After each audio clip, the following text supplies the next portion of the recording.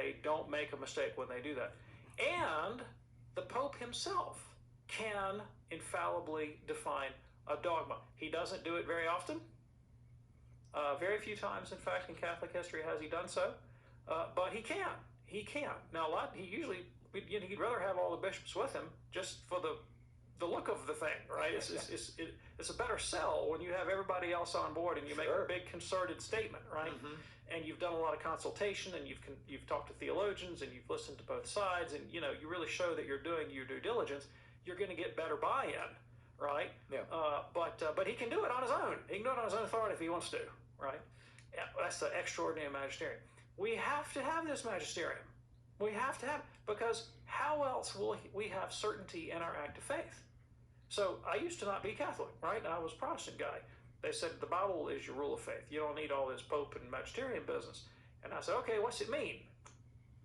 Well, I'll give you a good argument about that. And what did I do? I believed the last most persuasive person that I heard. And so I was kind of bound in conscience to follow whatever my wishy-washy point of view was on that day, because I had no other guide to lead me other than, well, what seemed persuasive to me that week. Yeah. When I became Catholic, I discovered that I instantly had far more certainty and freedom at the same time.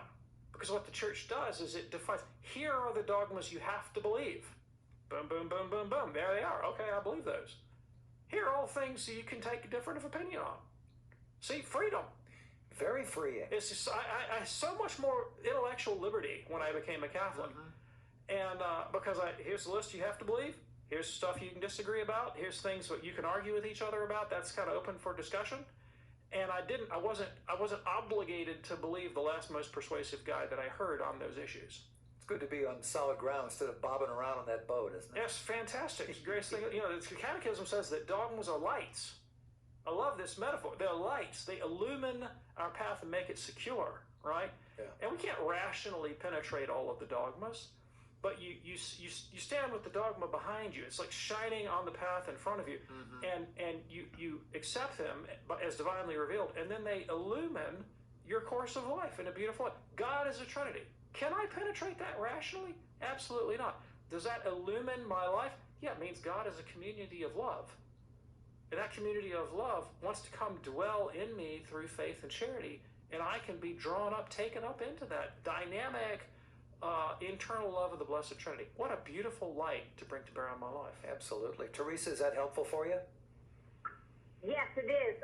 Can I ask one quick question? Sure.